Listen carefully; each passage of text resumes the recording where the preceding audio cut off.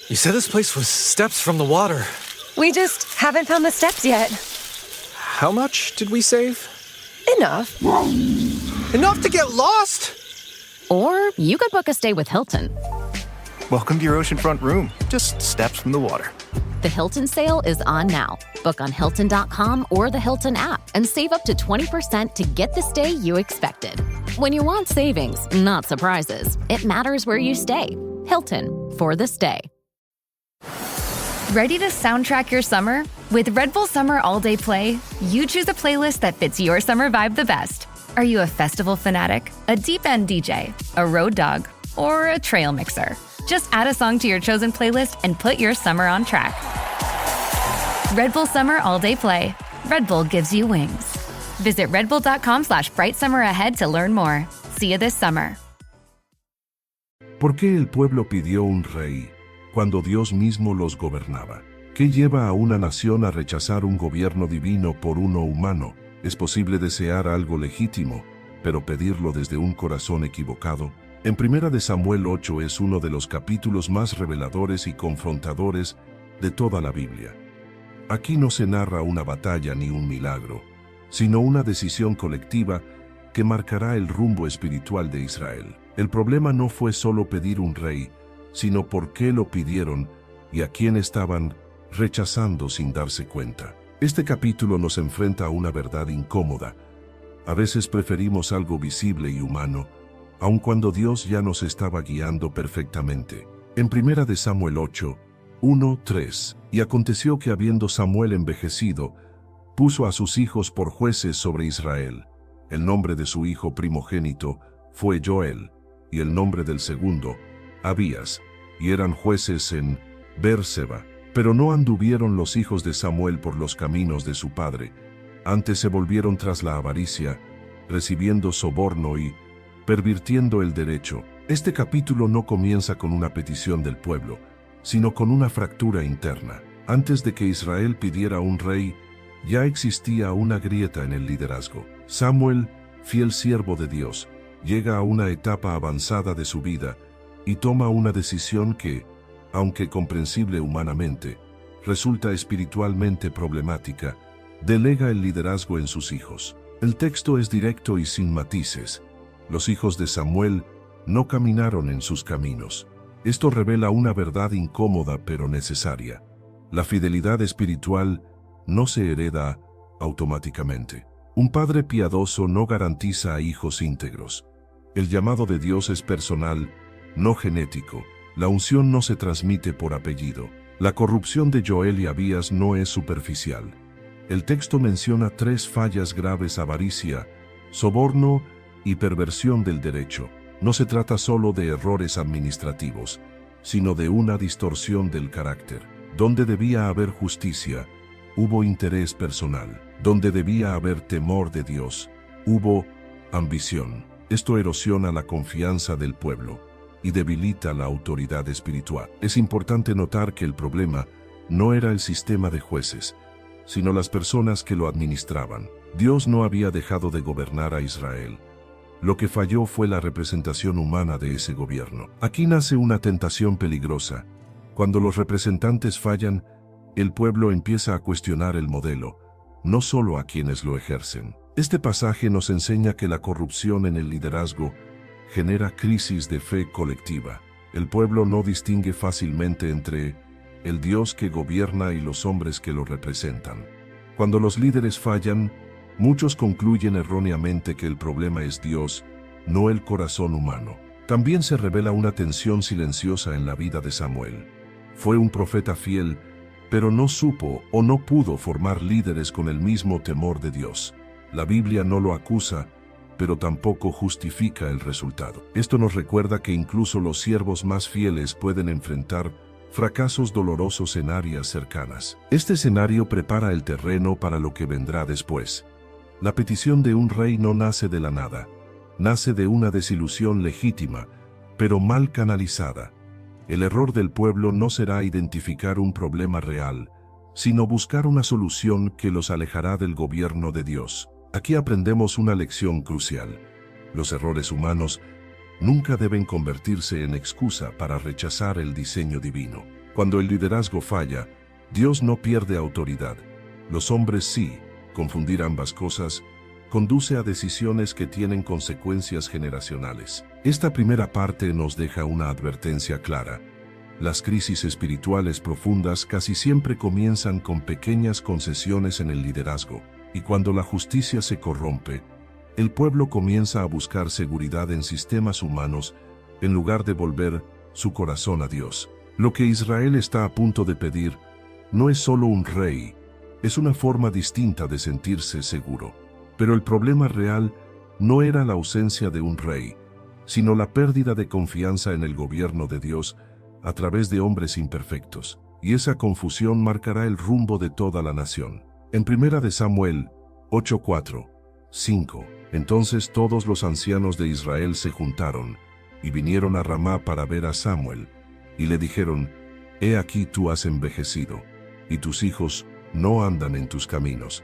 Por tanto, constitúyenos ahora un rey que nos juzgue, como tienen todas las naciones. El pueblo no miente. Su diagnóstico es correcto. Reconocen un problema real. Samuel ha envejecido, y sus hijos no caminan en rectitud. La preocupación no es inventada ni caprichosa. El liderazgo local está fallando, y la nación siente inseguridad. Hasta aquí la petición parece sensata. Pero el problema no está en lo que dicen, sino en lo que revelan.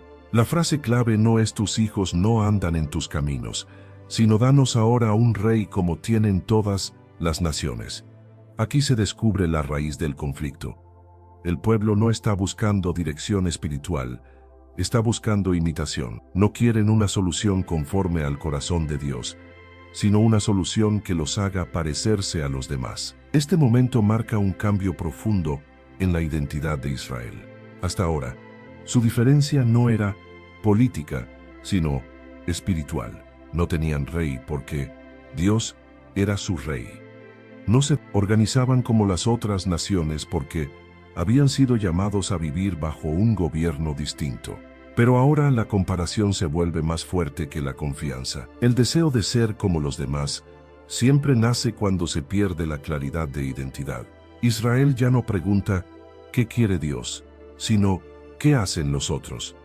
Cuando la fe se debilita, la referencia deja de ser el cielo y pasa a ser el entorno. La comparación es una señal de inseguridad espiritual. El texto muestra que el pueblo no pidió un rey para servir mejor a Dios, sino para sentirse más seguro frente a los hombres. Querían algo visible, predecible, controlable. Un rey humano ofrece estructura externa, pero debilita la dependencia interna de Dios. El pueblo cambia fe por sensación de estabilidad. Aquí se revela una verdad incómoda. Una petición puede ser legítima en forma, pero equivocada en motivación. El pueblo no estaba rechazando a Samuel solamente. Estaba empezando a rechazar el modelo de gobierno divino, que requería fe constante y obediencia invisible. Además, el pedido es urgente. Danos ahora un rey. La prisa es otro síntoma. No consultan a Dios, no piden restauración, no buscan corrección del liderazgo corrupto. Quieren una solución inmediata, aunque tenga consecuencias a largo plazo. La urgencia sin oración suele conducir a decisiones costosas. Este pasaje nos confronta directamente hoy. Muchas veces oramos por cambios, pero no para alinearnos con Dios, sino para aliviar nuestra incomodidad. Pedimos nuevas estructuras. So good, so good, so good. Everything you want for summer is at Nordstrom Rack stores now, and up to 60% off. Stock up and save on the brands you love like Vince, Sam Edelman, Frame, and Free People. Join the Nordy Club to unlock exclusive discounts, shop new arrivals first, and more. Plus, buy online and pick up at your favorite Rack store for free. Great brands, great prices. That's why you Rack. Nuevas personas, nuevos sistemas, cuando Dios quiere tratar primero el corazón. Israel no estaba equivocado al ver el problema, pero sí al elegir la respuesta. En lugar de clamar por líderes conforme al corazón de Dios, pidieron un sistema que los alejaba de Él. El error no fue reconocer la crisis, sino escoger una solución que reemplazaba la dependencia divina por control humano. Esta parte nos deja una pregunta crucial que atraviesa generaciones. Cuando algo falla, ¿buscamos volver al diseño de Dios ¿O preferimos copiar lo que el mundo hace para sentirnos seguros? Porque no todo lo que parece lógico honra a Dios y no todo lo que ofrece estabilidad humana fortalece la fe. Israel está a punto de obtener lo que pide, pero perder algo mucho más valioso en el proceso. En 1 Samuel 8:6, 7, pero no agradó a Samuel esta palabra que dijeron: danos un rey que nos juzgue. Y Samuel oró al Señor, y dijo el Señor a Samuel: oye la voz del pueblo en todo lo que te digan, porque no te han desechado a ti, sino a mí me han desechado, para que no reine sobre ellos. Samuel se entristece, no porque pierda poder, sino porque entiende lo que está ocurriendo. El pueblo no solo está pidiendo un cambio político, está expresando una ruptura espiritual. Por eso el texto dice que no le agradó. Samuel percibe que la petición no nace de una búsqueda de Dios, sino de una desconfianza profunda en el gobierno divino. Pero Samuel hace lo correcto. Ora, no discute con el pueblo, no reacciona desde la ofensa, no toma decisiones desde la emoción, lleva el asunto a Dios. Esta actitud revela el corazón de un verdadero siervo. Cuando se enfrenta a crisis nacional, no busca controlar, busca escuchar. Y Dios responde con una frase que atraviesa los siglos: no te han desechado a ti, me han desechado a mí. Aquí Dios revela la raíz invisible del problema. El pueblo no estaba rechazando únicamente a Samuel, ni a sus hijos corruptos. Estaba rechazando un principio. Querían un rey humano, porque no querían que Dios reinara sobre ellos. Esto es impresionante, porque Israel no estaba diciendo: dejamos a Dios. Seguían siendo un pueblo religioso, seguirían ofreciendo sacrificios, hablando de Dios y manteniendo ciertas prácticas. Pero el punto central es otro. Una cosa es creer en Dios, otra cosa es someterse a su gobierno. Israel quería que Dios existiera, pero no que gobernara. La frase "para que no reine sobre ellos" revela la lucha eterna del corazón humano. El ser humano suele querer a Dios como refugio, pero no siempre lo quiere como rey. Quiere consuelo, pero no autoridad. Quiere ayuda, pero no dirección. Quiere bendición, pero no obediencia. Y cuando Dios insiste en reinar, el corazón busca alternativas visibles y controlables. Dios también le dice a Samuel: oye la voz del pueblo. Esto no significa que Dios apruebe la petición, sino que Dios permitirá que el pueblo siga su camino. Aquí aparece una verdad profunda. Dios a veces concede lo que pedimos para mostrarnos lo que realmente queríamos. La voluntad permisiva de Dios no es una señal de aprobación, es una lección. Este pasaje también muestra algo impresionante sobre Dios. Él no manipula al pueblo por fuerza. Dios podría imponer su gobierno, pero permite la elección, aun cuando esa elección traerá dolor. La libertad humana es real, y con ella viene responsabilidad real. Samuel no debe tomar el rechazo como algo personal. Dios le dice claramente que el problema no es su identidad, sino el corazón del pueblo. Esto enseña algo vital a todo siervo. Cuando las personas rechazan el camino de Dios, muchas veces parecerá que te rechazan a ti. Pero Dios muestra que el verdadero rechazo es espiritual, no solo humano. Esta parte nos deja una pregunta inevitable. ¿Cuántas veces pedimos cambios no porque Dios nos haya guiado, sino porque queremos sacarnos de encima la incomodidad de depender de Él? Porque depender de Dios exige fe, paciencia y obediencia. Un rey humano promete rapidez, estructura y control visible. Pero el control visible suele ser el disfraz de un corazón que no quiere rendirse. Israel está a punto de entrar en una nueva etapa. No perderán a Dios de inmediato, pero comenzarán a desplazarlo del centro del gobierno.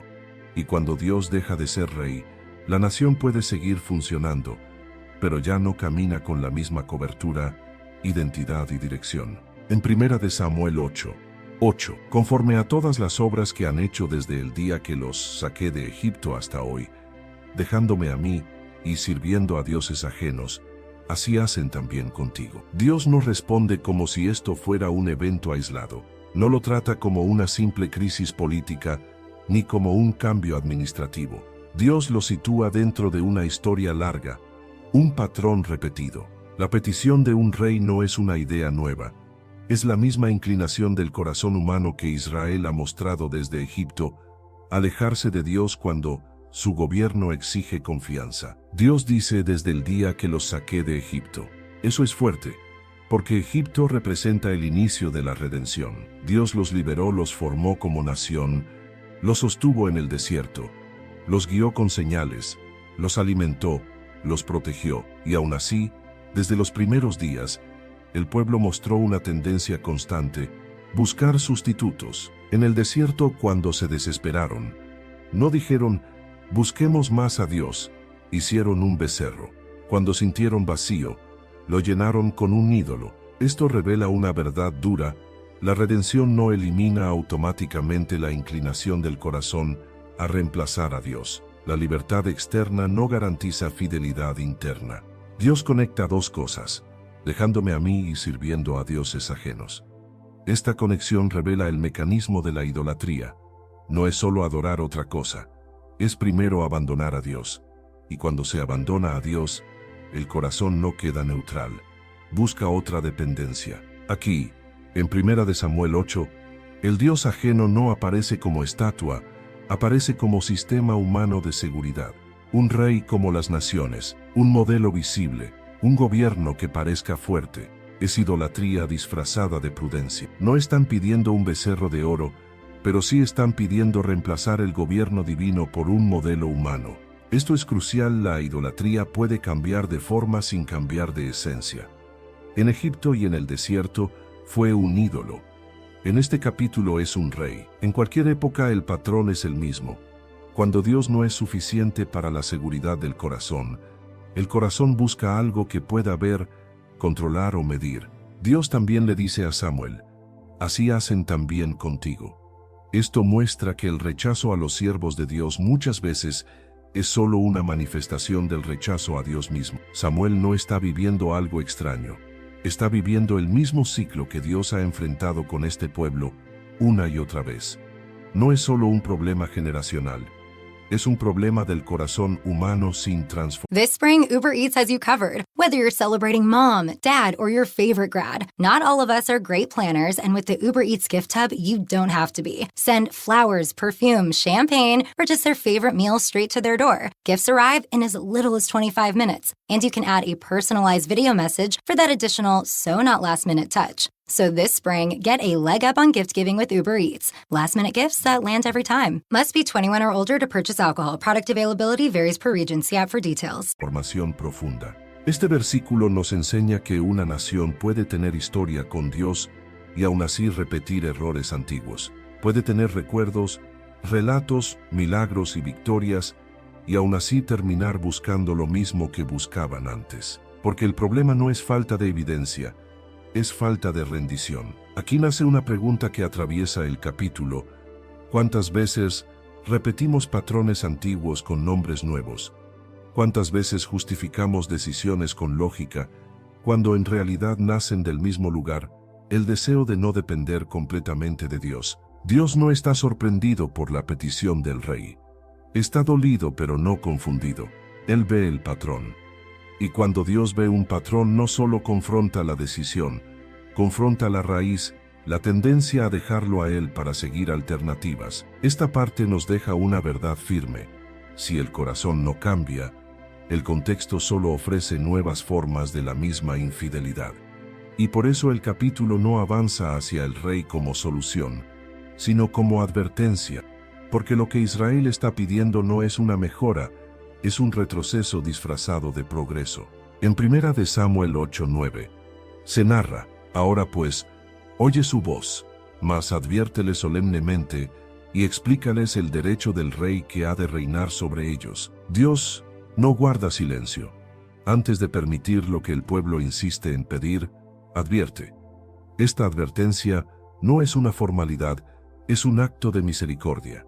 Dios no concede sin antes revelar las consecuencias. La voluntad permisiva de Dios nunca llega sin una palabra previa que ilumine el camino y exponga el precio. La orden es clara: adviértele solemnemente. No es una advertencia ligera ni simbólica, es un llamado serio, urgente, lleno de verdad. Dios quiere que el pueblo sepa exactamente qué implica sustituir su gobierno por uno humano. No quiere que digan después, no lo sabíamos. La responsabilidad será consciente. Aquí se revela un principio espiritual firme. Dios habla antes de permitir. Cuando el corazón insiste, Dios no siempre detiene. A veces explica, y esa explicación es una oportunidad para arrepentirse, para reconsiderar, para volver atrás. El hecho de que Dios advierta demuestra que aún hay espacio para escuchar y cambiar. Dios no dice explícales los beneficios del rey, sino explícales el derecho del rey, es decir, las exigencias, las cargas, los costos. El lenguaje no es atractivo, es realista. Dios no vende una ilusión, desnuda la realidad.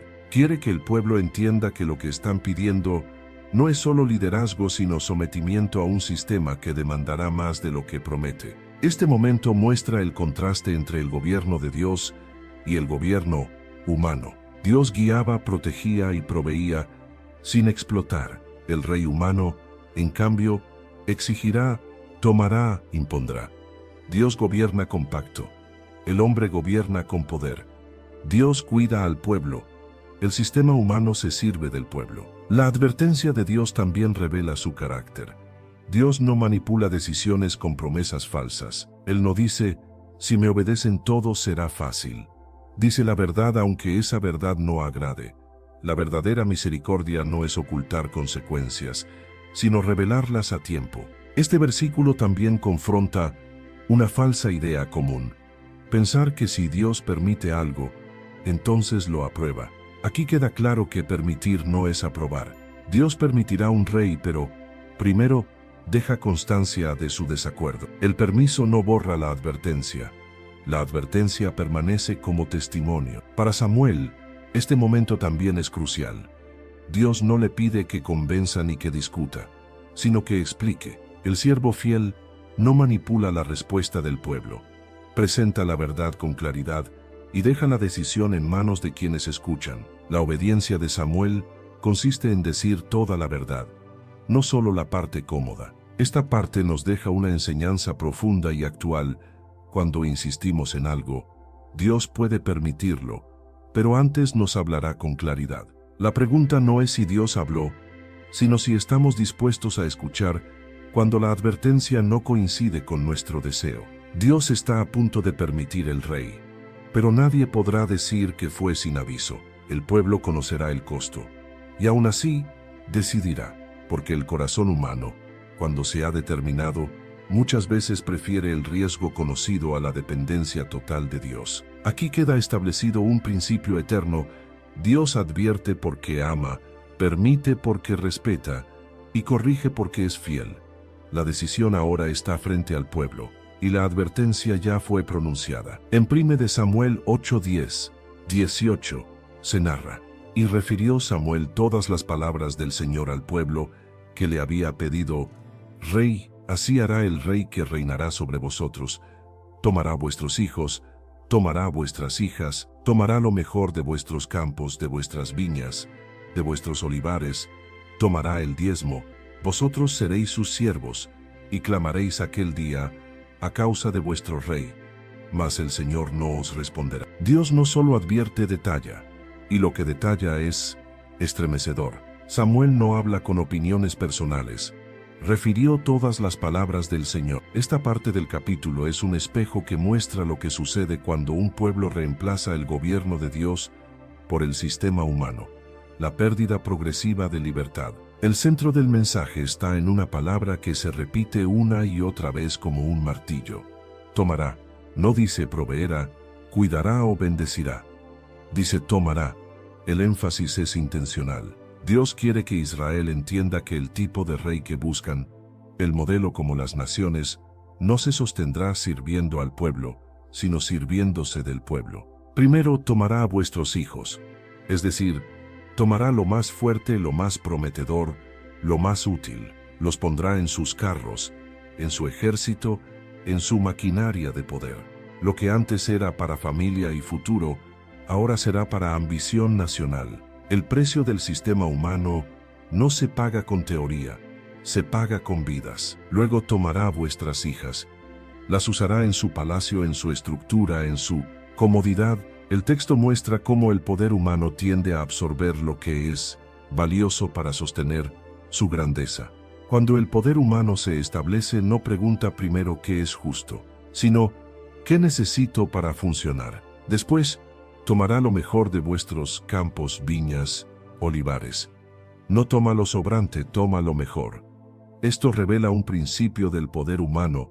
Cuando no está sometido a Dios, no se conforma con poco, siempre quiere más. La imitación del mundo siempre comienza con promesas y termina con exigencias. El rey también tomará el diezmo. Y esto es irónico porque Israel ya conocía el diezmo como acto de adoración a Dios. Pero ahora el diezmo no será altar, será sistema.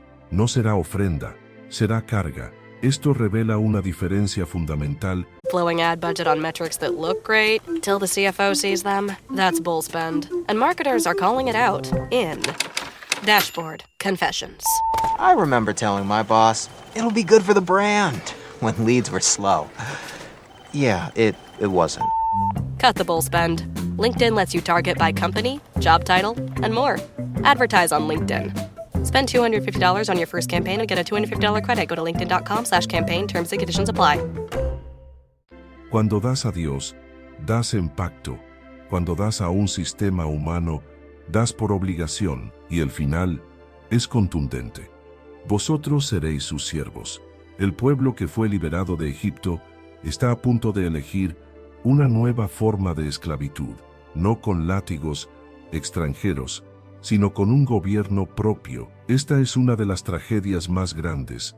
Buscar seguridad puede terminar quitándote libertad. Dios también advierte algo que estremece. Clamaréis aquel día, mas el Señor no os responderá. Esto no significa que Dios deja de ser misericordioso para siempre. Significa que habrá consecuencias inevitables. Habrá un punto donde el dolor no podrá evitarse porque fue elegido. El pueblo pedirá auxilio cuando el peso del rey sea insoportable, pero ese peso será el resultado de su decisión insistente. Aquí Dios muestra un principio severo. Cuando rechazamos su gobierno, no podemos exigir su intervención como si nada hubiera pasado. Dios no es un recurso para rescatar decisiones tercas sin consecuencias. Él es rey, no herramienta de emergencia. Esta parte nos confronta de forma directa. Lo que reemplaza a Dios siempre promete orden, pero exige sacrificios. Promete estabilidad, pero demanda control. Promete protección, pero produce servidumbre. El rey humano representa el deseo de vivir con seguridad visible, a costa de perder la libertad que viene de depender de Dios. Dios está diciendo, si quieren ser como las naciones, tendrán los mismos frutos que las naciones. El deseo de parecerse al mundo siempre termina en esclavitud, porque el mundo no gobierna con pacto, gobierna con fuerza. Esta sección es una advertencia eterna. Cuando cambiamos el gobierno de Dios por la lógica humana, pagamos con lo que más amamos, y aún así, el pueblo insistirá. Porque el corazón, cuando se ha determinado, prefiere un rey visible antes que un Dios invisible, aunque el rey visible termine tomando todo. En 1 Samuel 8, 19, 20, mas el pueblo no quiso oír la voz de Samuel, antes dijo, no, sino que habrá rey sobre nosotros, y nosotros seremos también como todas las naciones, y nuestro rey nos gobernará, y saldrá delante de nosotros, y hará nuestras guerras. Aquí se cruza una línea peligrosa. Después de escuchar con claridad, después de conocer el precio, después de ser advertido solemnemente, el pueblo decide no escuchar. El problema ya no es ignorancia, es resistencia consciente. El texto es directo, no quiso oír.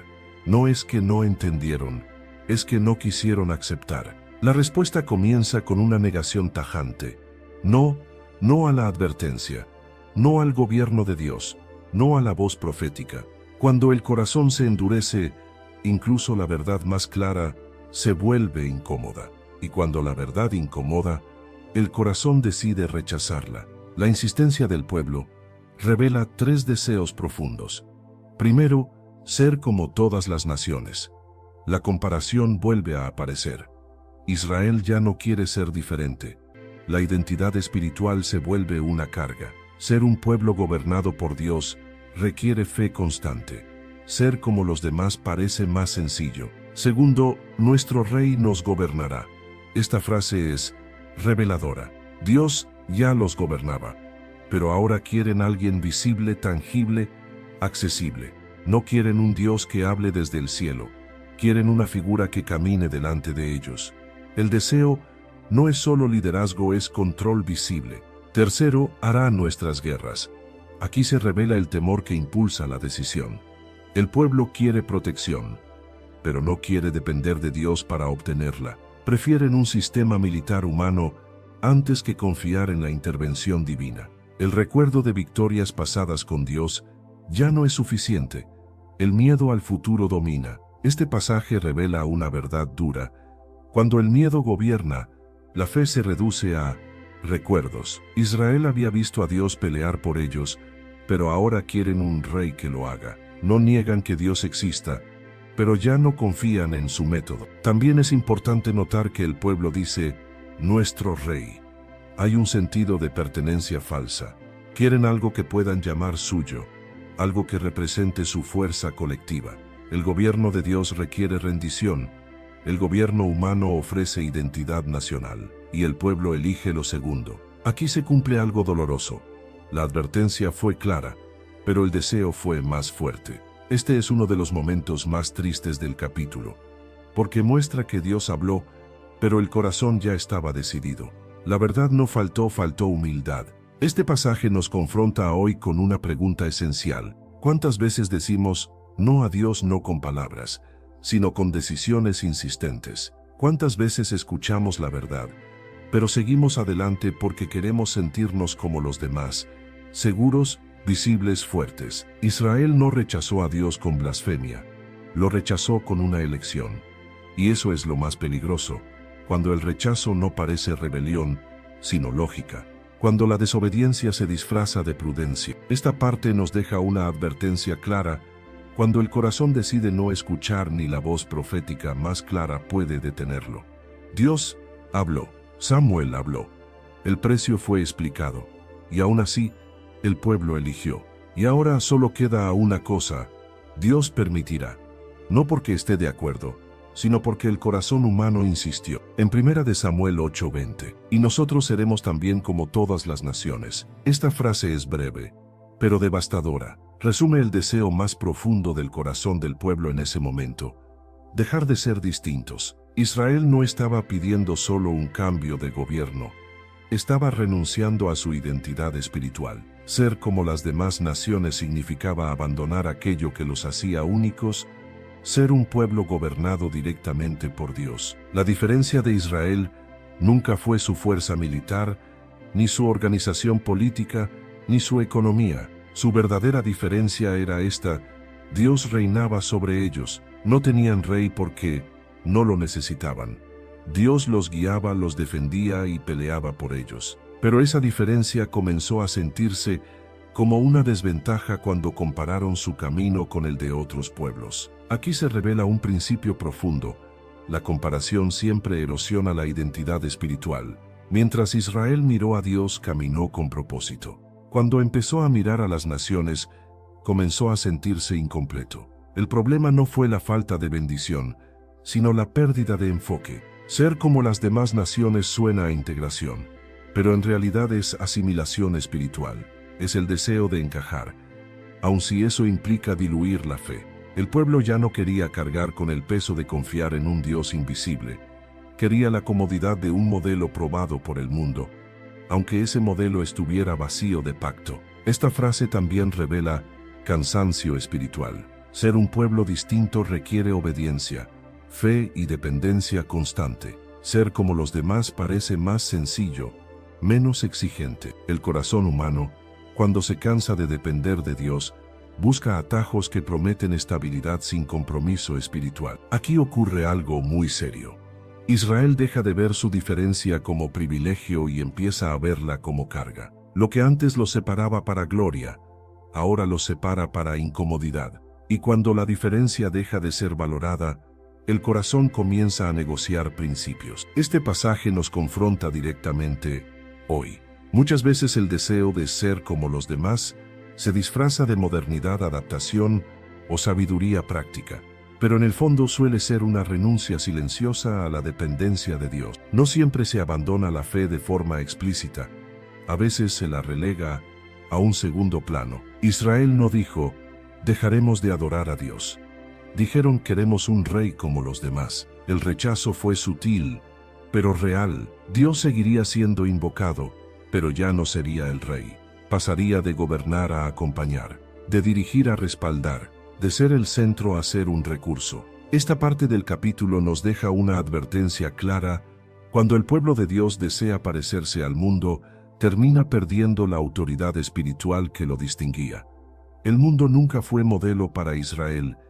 Israel fue llamado a ser señal para el mundo. La identidad espiritual no se conserva por costumbre, sino por convicción. Cuando la convicción se debilita, la comparación toma el control, y cuando la comparación gobierna, la fe comienza a negociarse. Israel está a punto de obtener lo que quiere, pero en el proceso está dejando atrás algo que no puede recuperarse fácilmente: la conciencia de ser gobernados directamente por Dios. Esta parte nos deja una pregunta que atraviesa generaciones. ¿Valoramos nuestra diferencia espiritual o la vemos como un obstáculo para encajar? Porque el día que el pueblo de Dios desea ser como los demás, deja de cumplir su propósito, y lo que sigue no es progreso, sino pérdida de dirección. En 1 Samuel 8, 21, 22, se narra, y oyó Samuel todas las palabras del pueblo, y las refirió en oídos del Señor. Y el Señor dijo a Samuel, oye su voz, y pon rey sobre ellos. Entonces Samuel dijo a los varones de Israel, idos cada uno a vuestra ciudad. Este es uno de los momentos más sobrios y solemnes del capítulo. No hay enojo explícito. No hay castigo inmediato. No hay milagros ni señales. Hay permiso.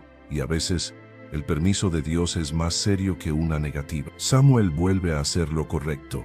Escucha al pueblo y lleva todo delante de Dios. No actúa por presión social ni por cansancio espiritual. Presenta el clamor exactamente como fue expresado. Esto revela que el proceso ha sido justo, transparente y plenamente consciente. Nada se hizo a espaldas de Dios. La respuesta divina es breve y contundente.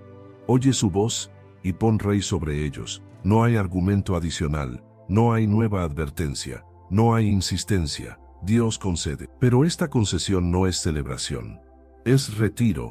Dios permite lo que el pueblo ha decidido, pero ya no interviene para detenerlos. Aquí se cumple una verdad profunda. Cuando Dios concede lo que insistimos en pedir contra su advertencia, lo hace respetando nuestra elección, no bendiciéndola. El permiso de Dios no borra todo lo que ya dijo antes. Las advertencias permanecen vigentes. El precio ya fue explicado. La responsabilidad ahora es del pueblo. Dios no los abandona completamente, pero deja que caminen el camino que eligieron. El detalle final es clave. Idos cada uno a vuestra ciudad. No hay celebración nacional, no hay júbilo, no hay unción inmediata. El pueblo vuelve a casa. Es como si Dios dijera, han decidido, ahora esperen las consecuencias. El silencio que sigue no es vacío, es expectante. Este momento revela una faceta poco entendida del carácter de Dios. Dios no fuerza su gobierno. Él propone, guía, advierte, corrige, pero no gobierna por imposición. Cuando el corazón insiste, Dios permite. Y esa permisividad es una forma de juicio pedagógico. Aprender por experiencia lo que no se quiso aprender por obediencia. Aquí también se rompe una ilusión común. Creer que si Dios permite algo, entonces estará completamente comprometido con ese camino. No siempre. Dios seguirá siendo fiel, pero el nivel de cobertura cambia cuando dejamos de caminar en su diseño. Esta parte nos confronta con una pregunta profunda y personal. ¿Cuántas veces Dios ha dicho, hazlo no porque era su deseo, sino porque insistimos en ello? ¿Cuántas veces confundimos el permiso con la aprobación? Dios concedió un rey, pero el texto deja claro que algo se perdió en el proceso. El pueblo tendrá lo que pidió, pero ya no tendrá lo que tenía antes de pedirlo. El gobierno directo de Dios será reemplazado por una estructura humana, con todo su peso y limitaciones. Esta parte nos deja una advertencia solemne. Cuando Dios se retira de insistir, no es porque dejó de amar, sino porque respeta la decisión humana, y ese respeto puede doler más que una corrección directa. Israel ya eligió.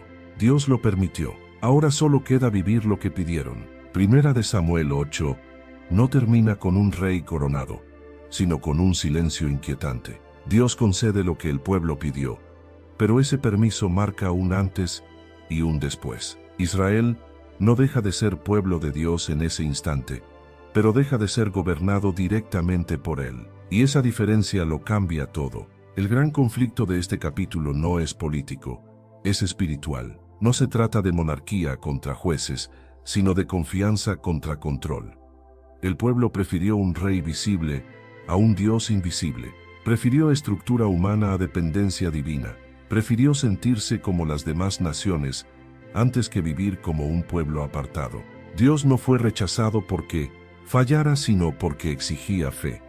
Gobernar bajo Dios requería escuchar, esperar, obedecer sin ver siempre resultados inmediatos.